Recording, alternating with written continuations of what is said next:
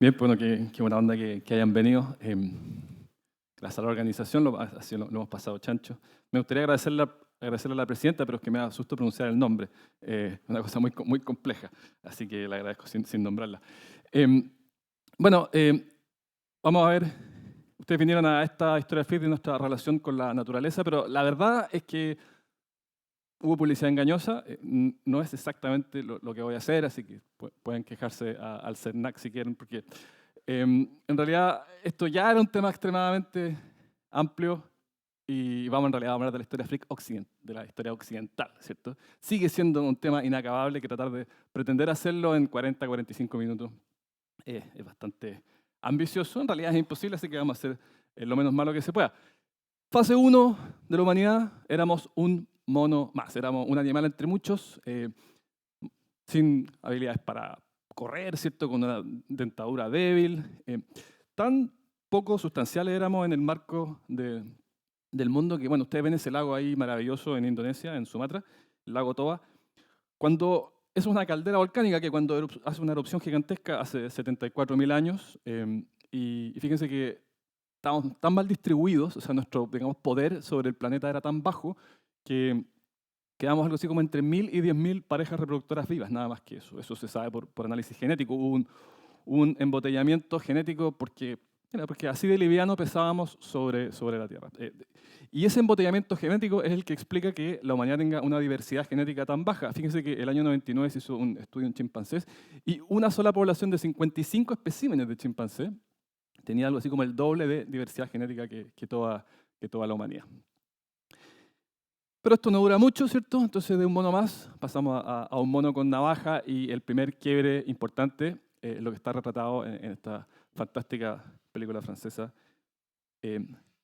Cuando el ser humano adquiere el fuego, bueno, es el primer superpoder externo, eso le permite comer comida precocinada, es mucho más eficiente en el uso de las calorías, sirve como método de caza, ¿cierto? Y es posible quemar grandes extensiones con fin de caza. Entonces comenzamos a pisar sobre la biosfera como no lo había hecho otro animal antes. Yo creo que este es el inicio más temprano de lo que hoy día los geólogos denominan el antropoceno, la era en que la Tierra está dominada por el ser humano. ¿Y cómo fue que fuimos saliendo adelante? Como les decía, o sea, somos lentos, nuestra dentadura es paupérrima, no tenemos garras, no tenemos veneno, pero tenemos dos superpoderes en realidad, internos, ¿no? A diferencia del fuego que hay externo. Uno es nuestra increíble resistencia. Podemos correr no rápido, pero podemos correr durante muchísimas horas. Y eso tiene que ver con la biomecánica que aparece ahí en esa aplicación en Nature, y también con una capacidad de refrigeración espectacular. O sea, la manera como nosotros transpiramos nos permite refrigerar de una manera que pocos animales son capaces de hacer. Entonces la idea es, esto es especulativo, es que podíamos acosar animales durante horas y horas y horas y días, hasta que finalmente, por cansancio, éramos capaces de cazarlos. Es una manera como este ser humano, ¿cierto?, comienza a pisar de manera más sustancial sobre los ecosistemas. Y un segundo superpoder es que somos capaces de colaborar en muy grandes números, como lo hacen las termitas y las abejas. Pero, a diferencia de las termitas y abejas, podemos hacerlo de manera flexible, de manera adaptativa. O sea, a veces yo hago esto, a veces hago esto otro. En cambio que las termitas, las abejas, estos insectos sociales, ¿cierto?, tienen un rol y eso es lo que hacen y hacen toda su vida. Entonces, esta flexibilidad permitió generar métodos de caza, como por ejemplo este que está reconstruido acá, a partir de un sitio arqueológico de Canadá. Entonces la idea era, disfrazados de coyotes, canalizaban estos rebaños de bisontes hacia un acantilado. Hay evidencia arqueológica bastante sólida para suponer que esto era más o menos así.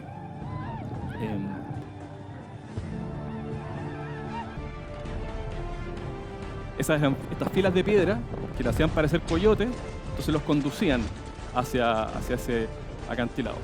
Y si ustedes andan por ahí, andan por Alberta, pueden visitar el sitio arqueológico. Habían como 11 metros de capa de huesos y lo nombraron con el fabuloso nombre del salto donde los bisones se apachurraban la cabeza contra el suelo. Ese es el nombre oficial del sitio. Entonces, cuando esta formidable nueva máquina de caza, como no había otra ya en el reino animal, llega a América, se encuentra con un montón de megafauna que hoy día está toda extinta. Ustedes saben, por ejemplo, que en Norteamérica había rinocerontes, había camélidos. Bueno, no solamente había camélidos, los camélidos se originaron en Norteamérica. Lo que pasa es que todo esto se extinguió, la mayor parte de esto. Porque no, estos animales no coevolucionaron con este cazador supremo, con este cazador inteligente que se organiza y que es capaz de acosar a las presas durante horas e incluso días cuando es necesario. Que esto haya ocurrido en Norteamérica es ligeramente controversial. En Mesoamérica, por ejemplo, está este fruto fantástico, mi fruta favorita, la más calórica de todas, saben, los taiwaneses la llaman la fruta mantequilla. Bueno, eh, todos se han fijado el tamaño de la semilla, ¿cierto? Bueno, los aztecas la llamaban el aguacate, que significa el testículo, porque les parecía que tenía forma de testículo cuando está colgando los árboles. El tamaño de esa semilla, lo que requiere para su dispersión, es de un animal de gran tamaño que haga la pega, ¿cierto? Pero se extingue toda esta megafauna y comenzó a depender del ser humano para su propagación.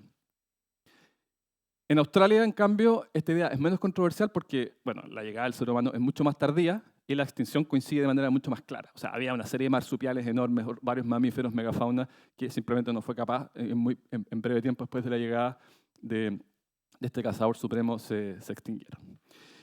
Y la siguiente fase, el domador. El domador no solo de animales, sino que también el domador de plantas. Entonces imagínense que ustedes son un lobo, hace frío, y por ahí hay fuego, hay olor a asadito. Chuta, oye, ¿no te sobra alguna cosita, algo para echar al buche? Total, dice, ¿qué podría salir mal? Pues este fue un meme famoso de internet, ¿cierto? 30.000 años después, todos sabemos qué fue lo que salió mal. Entonces, este proceso que parte con los lobos, que son los ancestros de los actuales perros, después se dio, ¿cierto?, con muchos otros animales, la mayor parte de ellos en Eurasia. Un caso bien interesante es un ave silvestre, el Gallus banquiva, que está en el norte de Tailandia y Myanmar. Y este es un bicho que coevolucionó junto con el bambú, que en ciclos muy largos, en ciclos de, imagínense, 40 o incluso 80 años, por ahí 40, 60, 80 años, de pronto, ¡pum!, hay una explosión de semillas, que es lo que ustedes ven ahí. Entonces, este animal, bueno, cuando se encontraba con esa enorme disponibilidad de alimentos, como había coevolucionado con esto, este es el año en que hay que poner huevos, pero a más no poder, porque aquí este es el año que hay comida. Y eso, por supuesto, después se transformó en la gallina doméstica, y ese es el motivo por el cual una gallina bien alimentada, esas son las raíces genéticas por las cuales una gallina bien alimentada pone tantos huevos, ¿cierto? La coexistencia con animales es posible, mucha gente cree que le hizo al ser humano caer en la cuenta de que, fíjense, los hombres algo teníamos que ver en la reproducción, otoño, 6 meses, primavera. Ah, mira, los hombres tenemos guaguitas también. Entonces eso habría cambiado el estatus de la mujer. Se cree que el estatus de la mujer, esto es lo que aparece en la historia del universo según Larry Gonig. Entonces hay una rama del ecologismo, el ecofeminismo, que sostiene que este cambio en el estatus de la mujer es la primera gran desvinculación de lo natural. Dice, porque mira, la mujer está asociada a lo natural a través de su rol en la reproducción. A mí me parece un poquito rebuscada la idea, pero es una posibilidad de que haya al menos generado algún efecto a nivel medianamente consciente de que bueno, la naturaleza en realidad ya ha perdido algo de la magia. Incluso más importante que la domesticación de animales fue la domesticación de plantas. Las plantas que comemos hoy día, en realidad, en su inmensa mayoría, no tienen nada que ver con los antepasados naturales. Eso que ustedes ven ahí es una planta mesoamericana, al igual que el aguacate, que la palta, es el teosinte. Y a través de generaciones y generaciones y generaciones de selección de las semillas más útiles, aquellas que resultaban mejor, que ofrecían más alimento, qué sé yo, fuimos transformando lo que era en realidad una matita miserable en este monstruo que en el norte llaman maíz, que nosotros llamamos choclo. Entonces esta opción no tiene nada de natural. Si uno viajara 20.000 años para atrás, no encontraríamos nada que nos parezca familiar, porque todo casi todo lo que comemos vegetal ha sido enormemente modificado mediante este proceso. Y cuando el ser humano domestica plantas, bueno, eso permite que haya excedente de alimento. Eso que ustedes ven ahí son unos silos para almacenar grano que están en Asuán, en Egipto. Entonces, si uno puede almacenar alimentos, si hay excedente, bueno, entonces lo que ocurre es que hay un crecimiento demográfico como no había existido antes. Antes las bandas de cazadores-recolectores eran bien modestas en número. Ya se acuerdan lo que pasó con la erupción de Toba, ¿cierto? Cuando quedaron algo así como entre 1.000 y 10.000 parejas reproductivas. Y entonces, bueno, se produce un aumento demográfico bastante rápido y lo que tenemos que hacer entonces es comenzar a hacer uso mucho más intensivo del ecosistema que nos rodea, hasta un punto en que ya superamos la capacidad de carga. Entonces, ahí que hay que hacer, bueno, comercio, traer comida de otros lados, ¿cierto? Traer recursos de otros lados, ser más intensivo en el uso de la agricultura, y aquí es donde surgen ciertos sistemas de riego.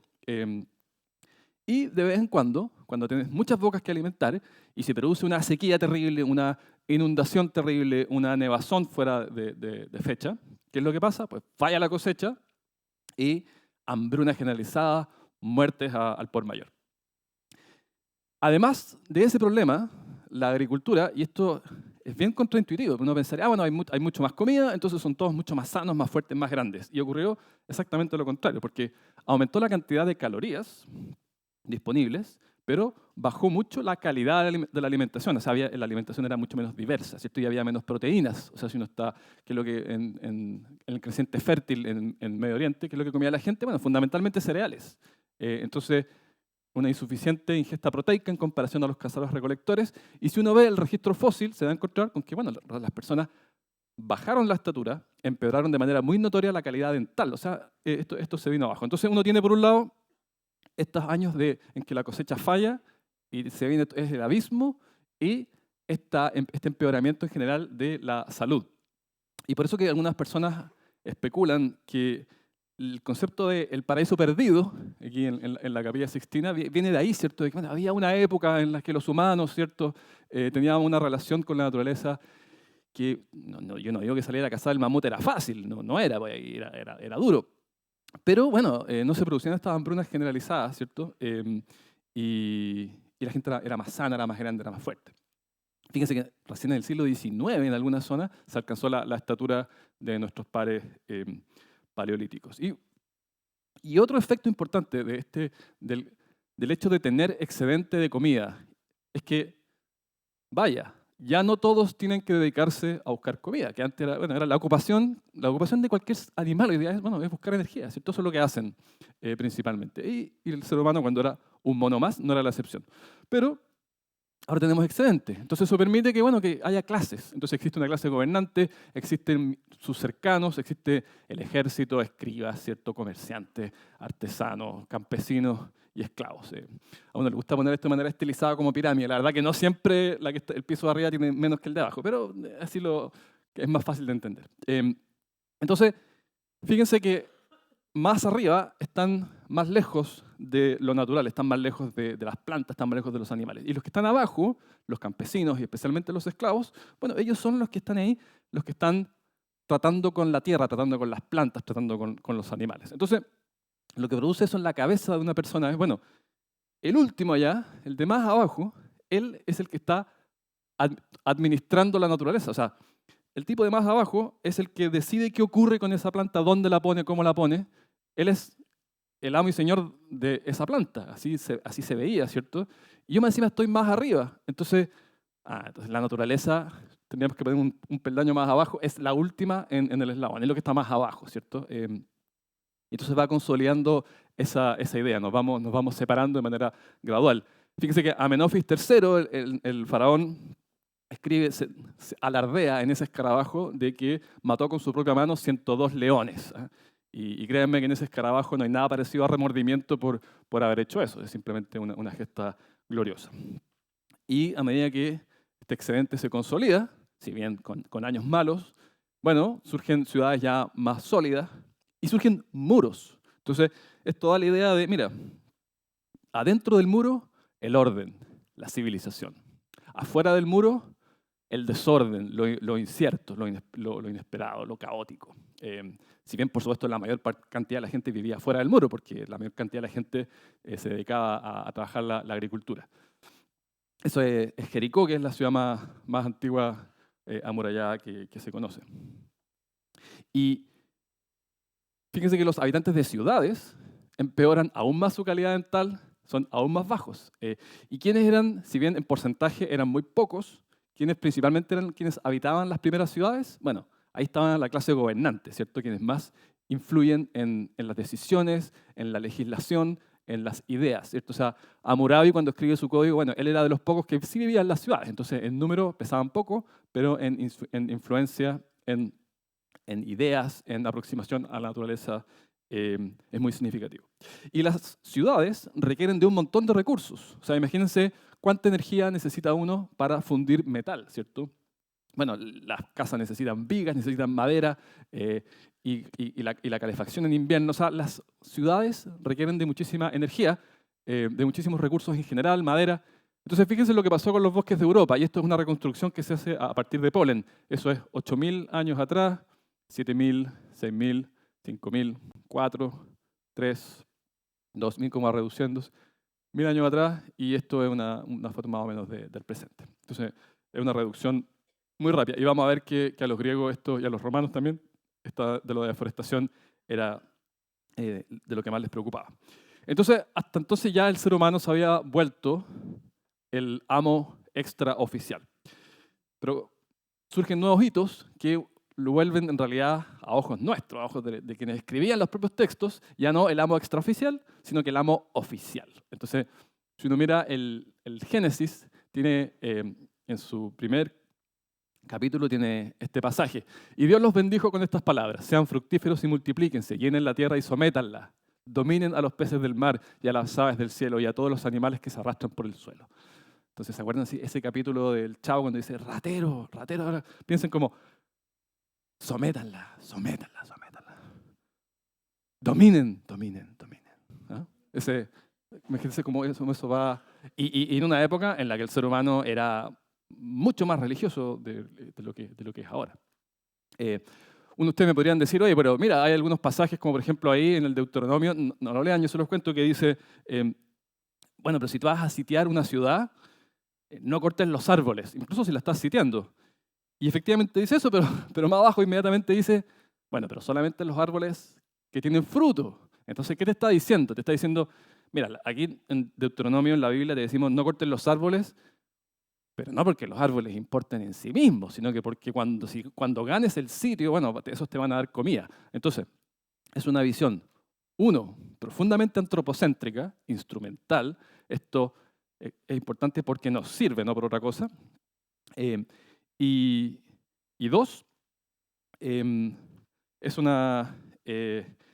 localizada, o sea, es local. Nos importan los árboles que están aquí en torno a esta ciudad, pero nadie estaba pensando en la mirada global planetaria, y es lógico porque no había manera, no había tecnología, no había forma de prever que en algún momento eso iba a ser un problema, ¿cierto? O sea, lo que importa es tu entorno inmediato. Entonces, es antropocéntrico y es muy local.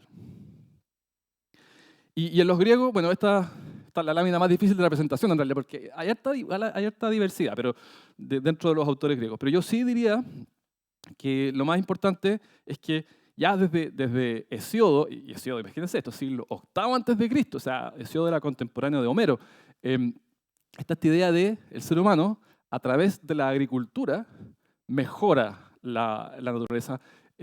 El ser humano, si lo hace bien, si lo hace de manera cuidada, puede mejorar el paisaje. Algo que hoy día yo creo que poca gente, o sea, casos puntuales, pero en general lo que, al menos quienes no somos, digamos, de que no nos dedicamos al tema paisaje, tenemos la intuición de que si es natural, ¿cierto? No, bueno, pareciera que es mejor. Yo diría que al menos esa es la intuición de la mayoría de la gente. Ahora, después Aristóteles y Platón se preocupan, yo les decía, de la forestación, ¿cierto? Y Platón dice, es importante ser benevolente con los seres vivos. Sí, pero dice, porque nosotros estamos integrados acá, somos parte de este sistema y nos conviene. O sea, dice una frase muy parecida a nos conviene. Esta idea está, creo yo, bien reflejada en este pasaje de Sófocles, cuando dice, muchas cosas hay portentosas, pero ninguna tan portentosa como el hombre. Uno diría el ser humano, pero este es literal, él puso el hombre. Sí. Y los romanos que conquistan Grecia, Grecia se vuelve colonia de ellos y ahora son la fuerza dominante del mundo occidental. Tenían algunas ideas tales como que el paisaje es el espacio sagrado de los dioses y hay que respetarlo, pero la verdad es que al final terminaban siendo tan prácticos como todos los otros, digamos.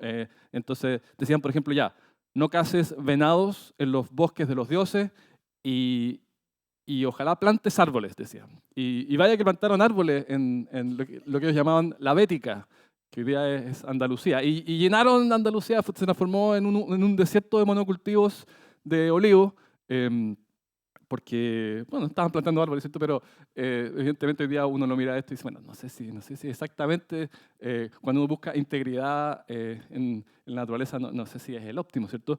Pero bueno, esto se transformó en una gran industria. Si ustedes hoy día van a Roma, pueden ver esta colina que está en la mitad de la ciudad y se llama el Testacho. ¿Y por qué se llama el Testacho? Bueno, porque esa colina no es otra cosa que una gran ruma de vasijas, principalmente de aceite de oliva que venían de la Bética, de Andalucía. Esta canción que suena se llama El Mercado Testacho, ¿cierto? Que es de Inti Illimani, porque ellos estuvieron exiliados allá y es el barrio, ¿cierto? del Testacho. No sé si creo que vivían cerca, no estoy seguro. ¿Y para qué decir la relación con los animales? O sea, esa es la parte más conocida. Miren, es falso que el emperador Cómodo de la película Gladiador murió peleando en el Coliseo, pero sí es verdad que le encantaba subirse a la arena y matar animalitos, pero a diestra y siniestra. O sea, mató, pero todo lo que se puedan imaginar, ¿sí? Y se jactaba de ello. En un momento incluso, bueno, mató avestruces, leones, qué sé yo, y hasta una jirafa una vez. Jirafa que los romanos lo llamaban un camelo pardalis, o sea, un camello leopardo. Igual hace sentido, un camello leopardo. Y incluso el curtido público romano que estaba acostumbrado a ver cómo evisceraban seres humanos en la arena, hasta el público romano quedó medio afligido. Oye, pero una jirafa, pues, como chuta. Y sí, pues.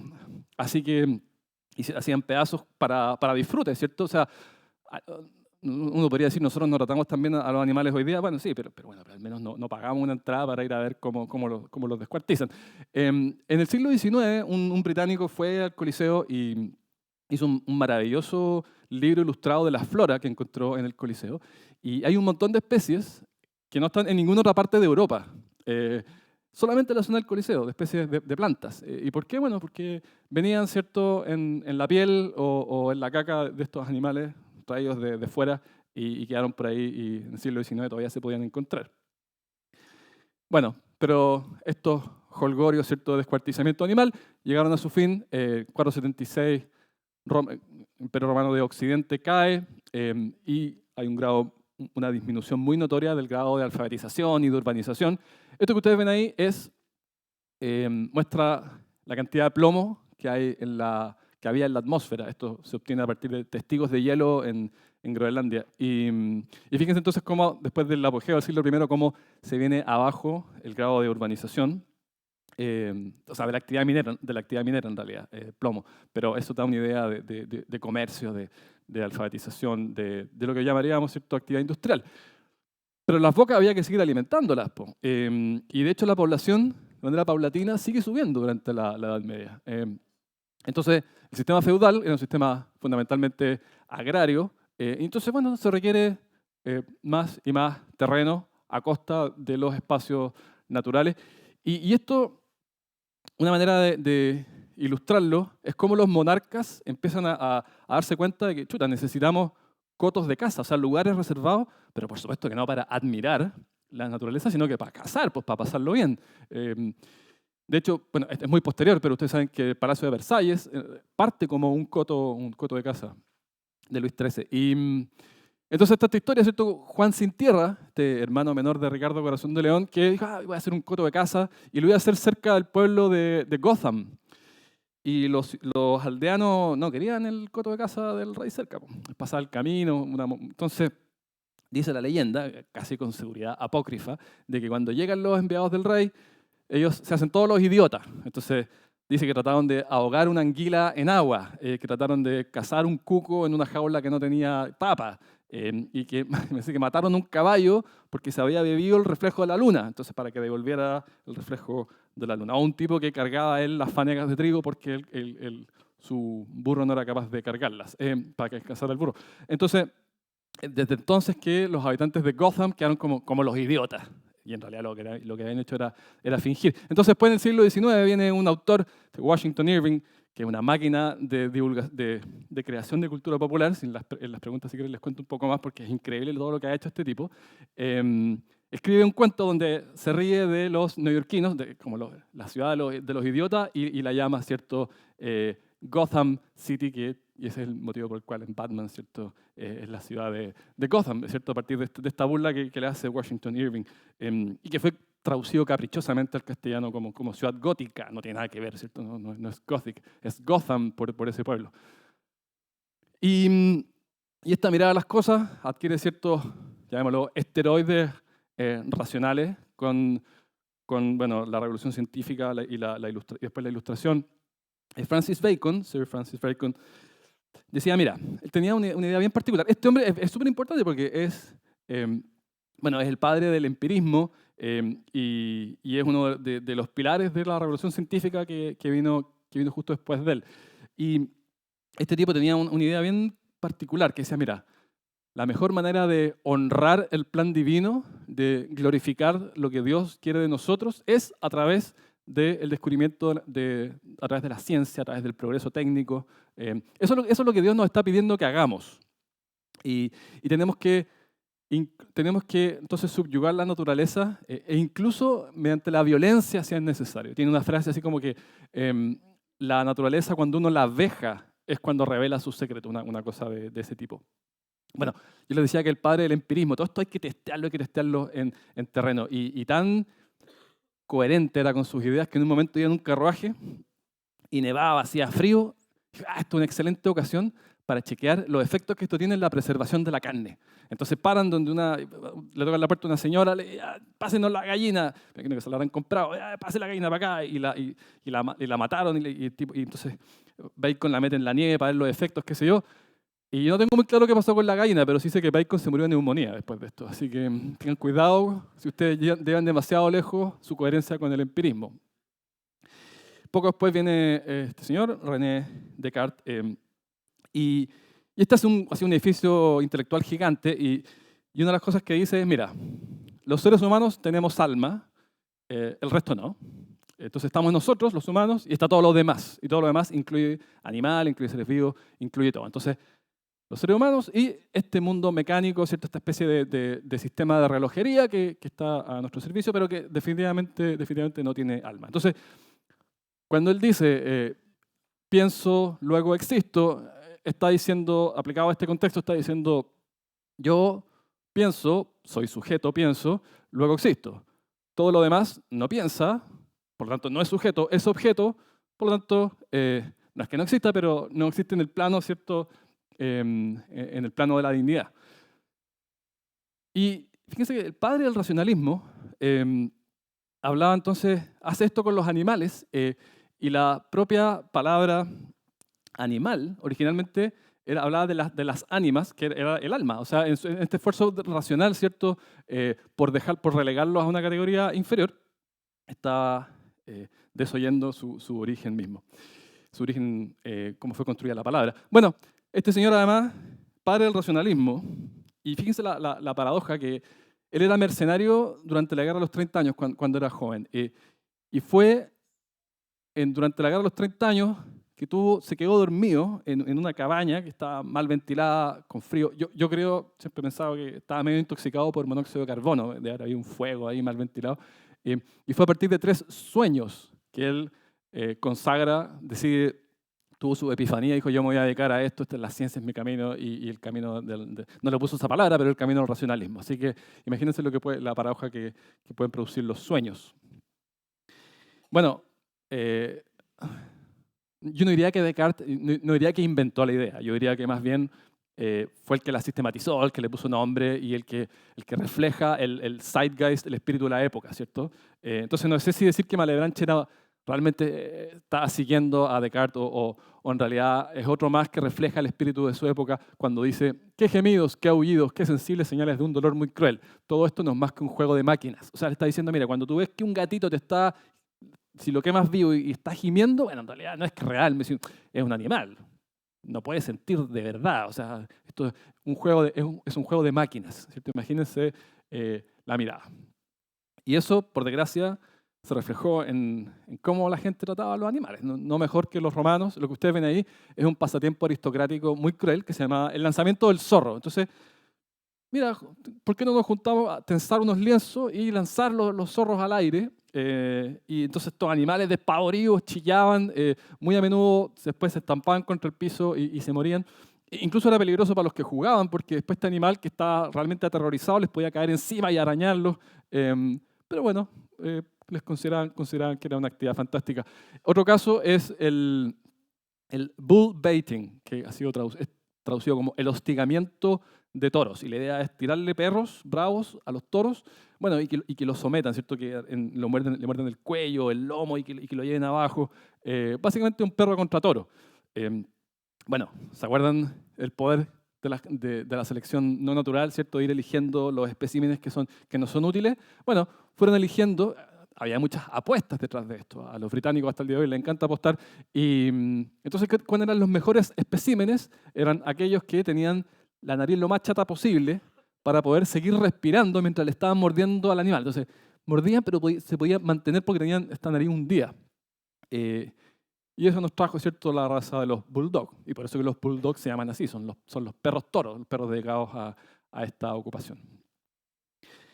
Y a partir del siglo XVIII en adelante, ya no es solo un mono con navaja, es un mono con navaja eléctrica. En especial a partir de 1712, minas de carbón, había que bombear el agua y entonces aparecen estas máquinas que ya no toman solamente la energía spot del mundo, la energía de la leña, la energía del agua que a veces se usaba y sobre todo la energía de la atracción mamífera, sino que está la energía spot, pero está toda la energía acumulada, toda la energía fósil, ¿cierto? Y esto acelera todo este proceso y comienza a cumplirse, ¿cierto? Esta visión de Descartes y de Bacon de, bueno, vamos automatizando las tareas, ¿cierto? Vamos desligándonos más de lo natural. Y esto tiene influencia muy notoria, en realidad es el cambio, para efectos prácticos, la revolución industrial, el cambio más profundo de todos.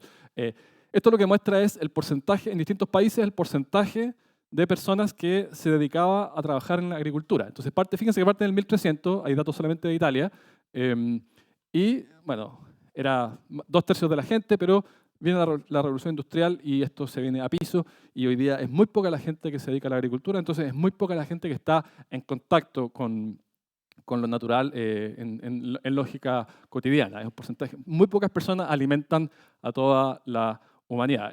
Y esto es parecido, en realidad está muy relacionado esto con lo anterior, es el porcentaje de gente que vive en ciudades. Entonces, si uno va al segundo milenio antes de Cristo, era casi nadie, pero esto, bueno, comienza a aumentar paulatinamente y se pega un súper salto en los últimos siglos y ahora ya el 57% de la gente vive en ciudades. Más lejos, ¿cierto? ¿Se acuerdan del muro de Jericó? Bueno, hoy día uno se sienta y le ponen un plato, ¿cierto?, de lechuga, y la verdad que una lechuga en un plástico, ¿de dónde vino esto?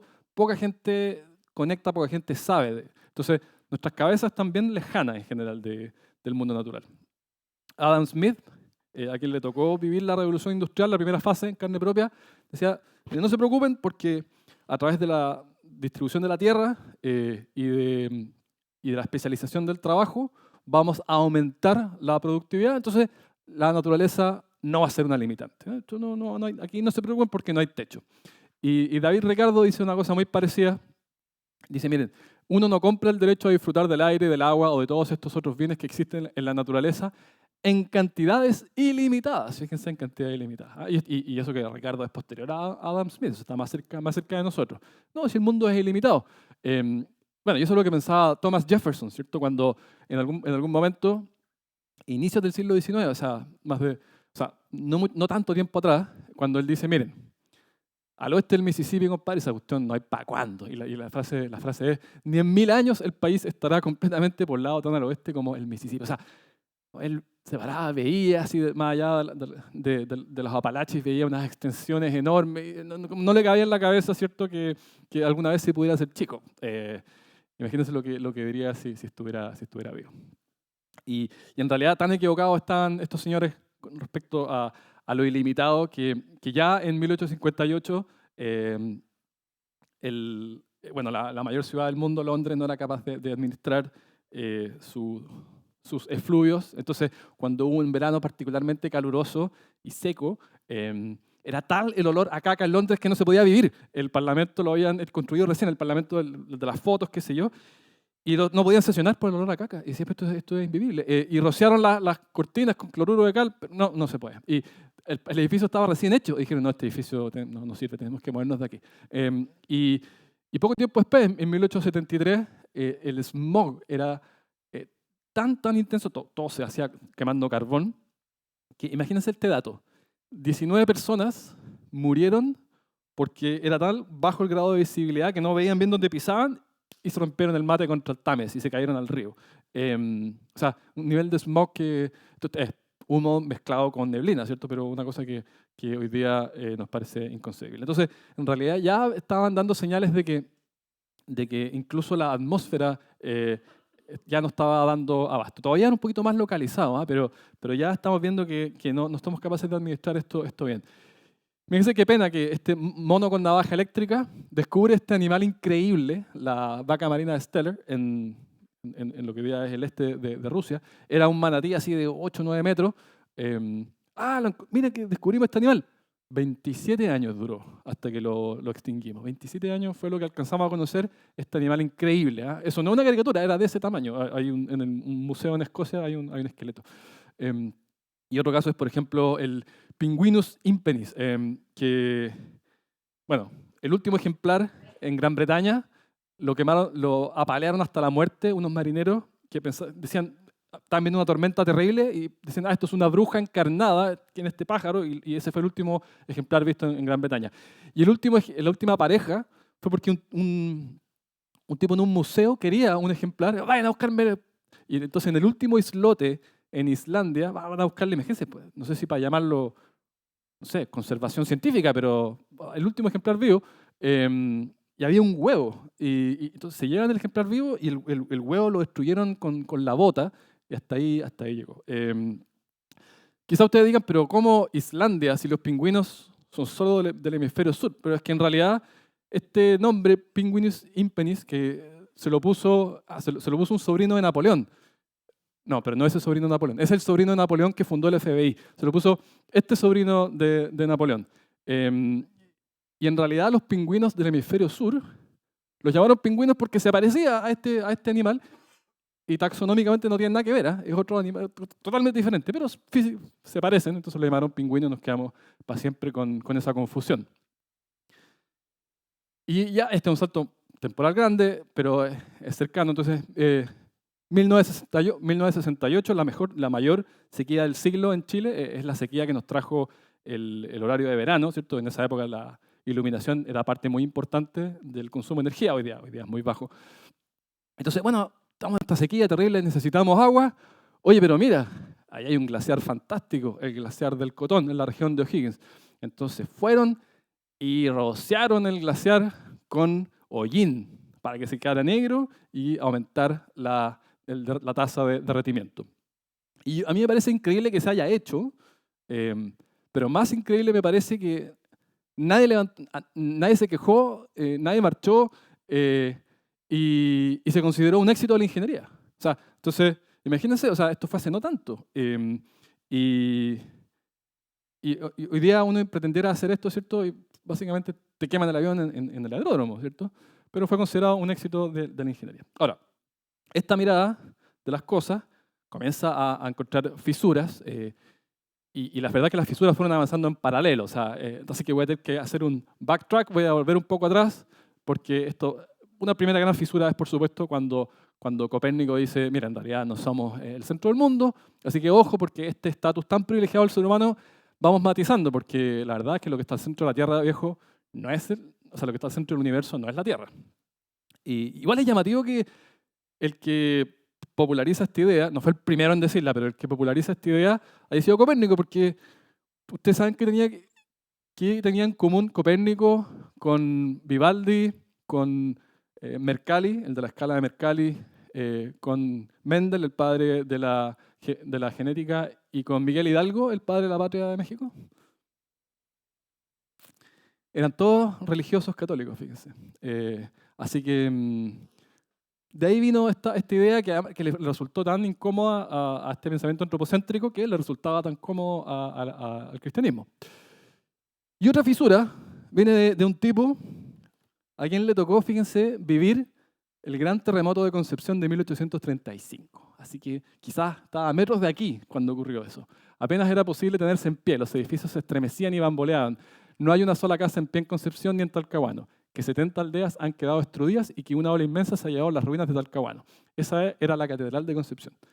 1835, ¿saben quién es? Sí, correcto, Darwin. Entonces, bueno, en el viaje que le permite reescribir la historia de la vida, donde pasó más tiempo fue en Chile, y justo le tocó el terremoto de Concepción, y casi no puede hacer el viaje, y casi no puede hacer el viaje por su nariz, porque el capitán Fitzroy decía, este es el candidato, él necesitaba un caballero de buena conversación que lo acompañara en sus largas noches en alta mar, y se presenta Darwin y dice, no, pero es que esa nariz refleja que tiene poco carácter. Imagínense. Pero al final el tío de Darwin influyó y al final, bueno, ya está bien, súbete, compadre. Y se pasaron 5 años juntos. Y ese es el viaje que le permite, mucho tiempo después, publicar El origen de la especie, donde dice, mira, en realidad, el mismo proceso que aplica en las tortugas de las Galápagos, en realidad aplica a nosotros también. Y hoy día, con las herramientas, con análisis de ADN, lo podemos verificar de una manera muy convincente. Fíjense que un elefante africano con un elefante indio divergen en algo así como un 5% del ADN. Y bueno, resulta que un ser humano con un chimpancé divergemos en algo así como un 1,2% del ADN. O sea, entonces, pues, cuando uno ve esto, dice, en realidad, tratar de hacer a la de Descartes y decir, están todos los animales y hay otra cosa que se llama ser humano, la verdad que no es defendible. Y otra fisura es el advenimiento de los movimientos conservacionistas. A la izquierda, Aldo Leopold, este famoso, que fíjense que era cazadora, ahí aparece en la foto, pero tenía esta mirada de la integridad de los ecosistemas como un todo. Y a la derecha está John Muir, el fundador del Sierra Club, con Teddy Roosevelt. Ese es el famoso, lo llaman algo así como el camping que cambió la historia de la conservación, porque John Muir lo convence de ir a Yosemite y Teddy Roosevelt ve esto y dice, no, esto es impactante, esta cuestión hay que protegerla. Pero era sobre todo por un asunto de conservación de paisaje, de belleza escénica, ese era el principal foco. Había algo también de geología. Todavía, el año es 1900 o 1903, no estoy seguro, todavía no estaba pensando en los grandes problemas planetarios, sino que de este spot en particular es algo que tenemos que preservar. Bueno, después de ese camping, se vino Roosevelt generó una ola de conservación y eso echó a rodar la ola de nieve en el resto del mundo también. Bueno, pero esta mirada más local comienza a cambiar ya en la segunda mitad del siglo XX, en parte por este libro, La primavera silenciosa. La idea del título es, mira, los pesticidas están matando los insectos a tal nivel que va a llegar un punto en que vamos a salir y no vamos a escuchar los chirridos de nada. Esto va a ser una primavera silenciosa. La gente se aterrorizó con esto. Bueno, el tratamiento del DDT era bien brutal antes. Pues, o sea, que salían unos camiones rociando DDT y los niños salían jugando detrás con bicicletas y la nube del camión, ¿cierto? Y otro cambio, muchos sostienen, y esta es la foto que usamos de portada de la presentación, de difusión de la presentación, que es esta foto cuando el ser humano ve que en realidad vivimos en una canica azul flotando en el espacio y que tiene límites y que en realidad no es infinita, lo que generó así un remesón yo diría más que intelectual porque lo sabíamos, una remesón quizás más emocional en la vida. Esa foto fue tomada en la apreciación de las personas. Esa foto fue tomada por el Apolo 8, que le tocó justo la Navidad en el espacio. Entonces, hicieron una famosa lectura. ¿Y saben qué fue lo que leyeron?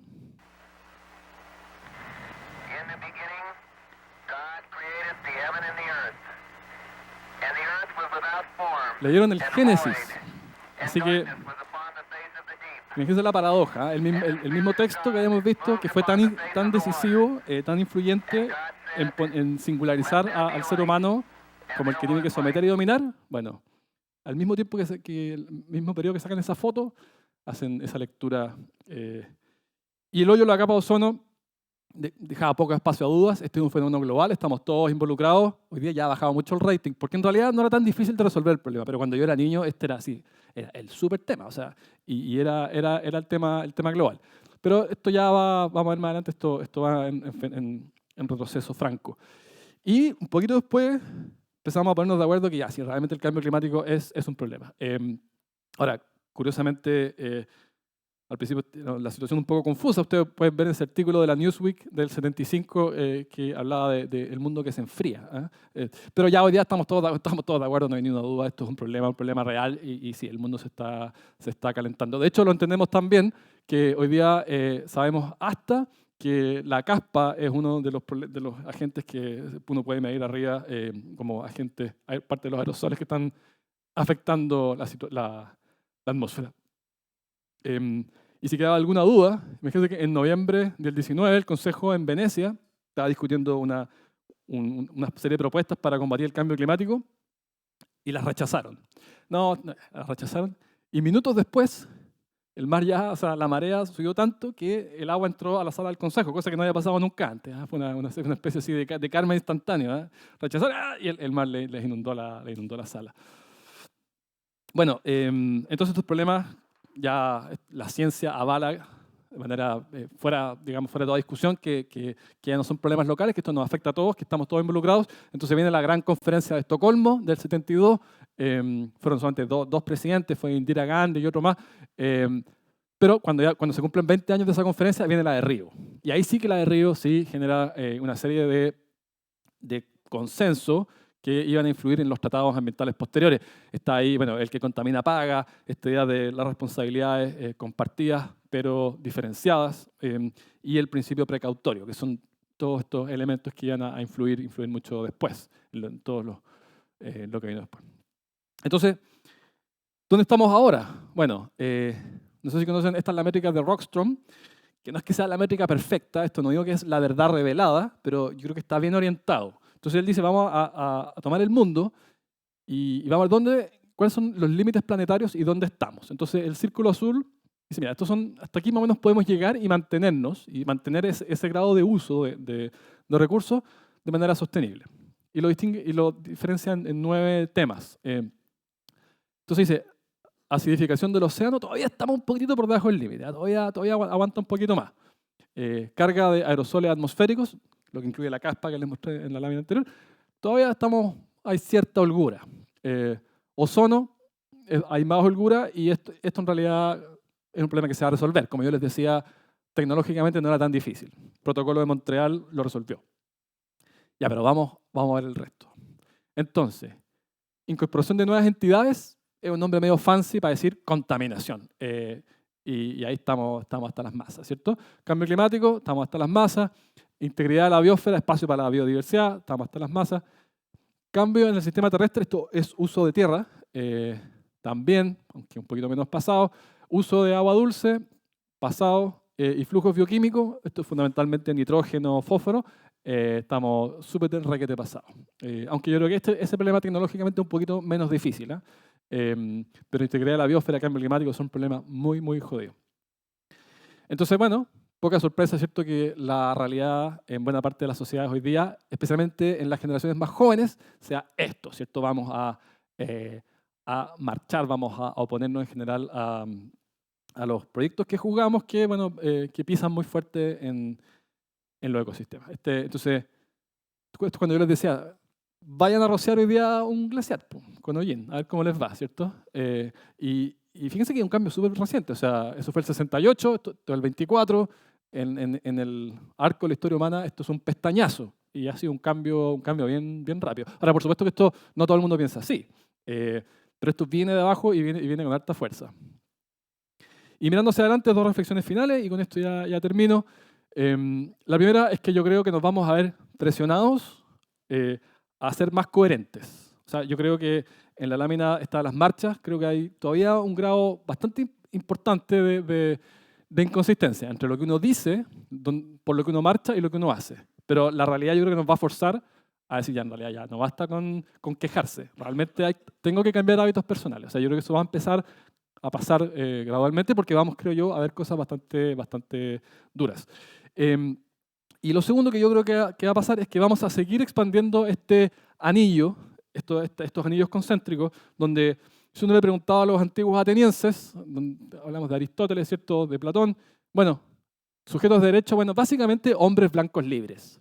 Imagínense que en la antigua Grecia ni siquiera hasta los policías eran esclavos.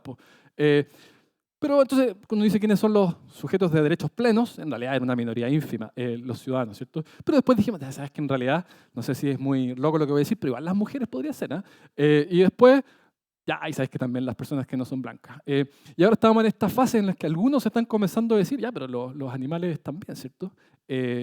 Y los que hayan ido a la presentación de Paco, ya yo creo que en un futuro distante la conversación va a empezar a ser, ya, pero yo creo que en realidad otros seres vivos también son sujetos de derechos plenos. No me atreví sí a hacer un anillo con seres inanimados porque no creo que la humanidad llegue a eso.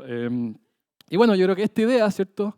Es lo que yo creo que es una muy buena expresión de esta invitación de pensar un futuro común. Así que, pues bien, muchas gracias por su atención.